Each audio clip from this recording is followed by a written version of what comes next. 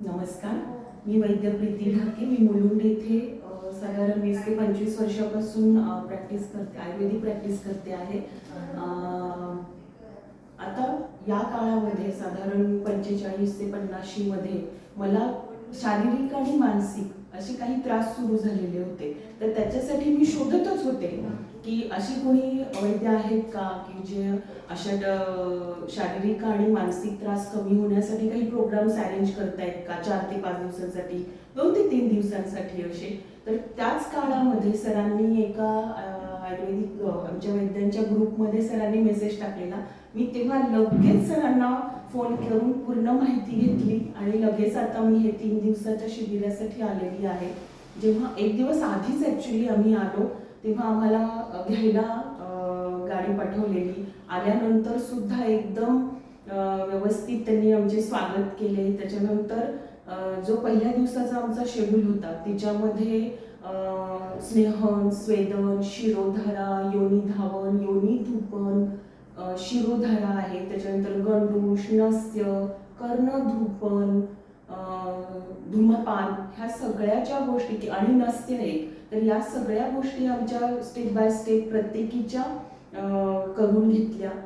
त्याच्यामध्ये दुसऱ्या दिवशी जे होतं त्याच्यामध्ये गंडूश आहे, त्याच्यानंतर नस्य आहे, धूमपान आहे, या तर गोष्टी होत्याच. त्याच्याबरोबर अनुवासन बसती, त्याच्यानंतर निरुह बसती, त्याच्यानंतर आज तर आमचा घृताचा बसती झालेला आहे.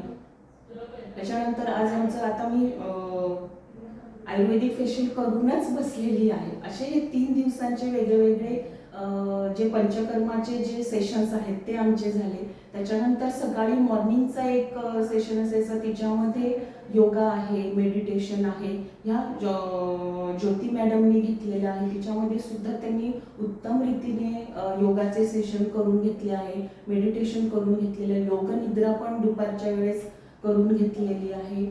संध्याकाळच्या वेळेस एक 2 दिवस सरांचे लेक्चर्स झाले की तिच्यामध्ये त्यांनी सांगितलं की तुम्ही कशा पद्धतीने तुमच्यामध्ये बदल करायला हवा, कशा पद्धतीने तुमच्या आहारामध्ये, तुमच्या वागणुकीमध्ये तुम्ही बदल करायला हवा. किंवा समोरच्या माणसाकडून जर तुम्हाला काही त्रास होत असेल तर तुम्ही समोरच्या माणसाला तर बदलू नाही शकत, पण तुम्ही स्वतःला कसं बदलायला पाहिजे की जेणेकरून तुम्हाला मानसिक त्रास होणार नाही आणि तुमचं जीवन सुरळीत होईल. त्याचप्रमाणे जेवणाचा जो आमचा एकदम सुंदर जो प्रकार झालेला आहे, जे सात्विक जेवण जे आम्हाला भेटलेलं आहे, त्याच्यामध्ये सर्वात सकाळचं म्हणजे मऊ भात आणि तिच्यावर लिंबाचं लोणचं आणि मेथकूट, त्याने जो सकाळचा जो नाश्ता आमचा झाल्यानंतर जे प्रसन्न आणि जे पोट भरलं होतं ना की ते डायरेक्ट दुपारीच आम्हाला भूक लागत होती. दुपारचं आणि रात्रीच्या जेवणामध्ये सुद्धा अत्यंत सात्विक जेवण आम्हाला भेटलं की जेणे मन प्रसन्न होऊन जात होतं.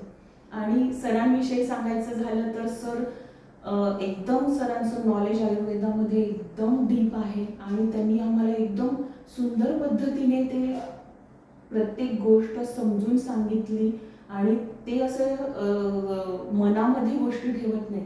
त्यांनी सगळं आम्हाला व्यवस्थित समजून सांगितले. असं नाही की याच फक्त कारणाविषयी आमचं डिस्कशन झालं, पण वेगवेगळ्या पेशंटच्या बाबतीत डिस्कशन, त्यांना कसं कोणती ट्रीटमेंट त्यांनी केलेली, कशी रिझल्ट आलेले, हे सुद्धा त्यांनी आम्हाला सांगितलं. त्याच्यानंतर इथलं जे वातावरण आहे ते खूप प्रसन्न आहे. ॲक्च्युली सरांचे जे वडील आहेत ते पौरोहित्य करतात. त्याच्यामध्ये जे त्यांच्या घरी जे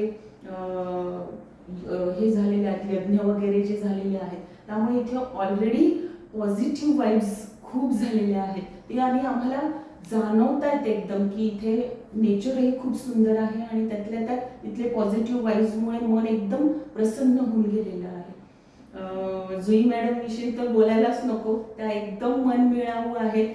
असं वाटतच नाहीये की आम्ही पहिल्यांदा या ठिकाणी आलेलो आहे. एकदम त्या असं वाटतं की आमच्या मैत्रीणच आहे आणि आम्हाला काही पाहिजे असेल की आम्ही लगेच त्यांना सांगतो आम्हाला हे पाहिजे आहे, आम्हाला मसाला टी म्हणजे आयुर्वेदिक चहा हवा आहे किंवा आम्हाला केळीच्या पानावरच जेवण करायचं आहे. तर त्यांनी सगळं ते आम्हाला एकदम व्यवस्थितपणे दिलेलं आहे आणि त्यांनी सगळ्या ज्या गोष्टी त्या बनवतात इथे त्या खूप सुंदर आणि एकदम चांगल्या आहेत. त्याच्यानंतर ज्योती मॅडम ज्या आहेत त्यांनी खूप सुंदर पद्धतीने आमचे योगाचे सेशन घेतले. त्यांचा स्वभाव सुद्धा खूप छान आणि मनमिळावू आहे. त्या आमच्या बरोबर इथे राहिल्या आहेत. त्याच्यामुळे त्यांचे सुद्धा खूप धन्यवाद. जुई मॅडम आणि सरांचे सुद्धा खूप धन्यवाद. मला फक्त एक सांगायचे आहे की हे जे पंचकर्म करून घेतात तर ते आज स्नेहस्वेदन करून घेतलं, उद्या बस्ती आणि शिरोधारा करून घेतला आणि तिसऱ्या दिवशी मग फेशियल आणि बाकीचे काही जे प्रोग्राम्स आहेत ते करून घेतलं की तिन्ही दिवस बिझी राहतील. असं केलं तर ते जास्त फायद्याचं होईल असं मला वाटतं.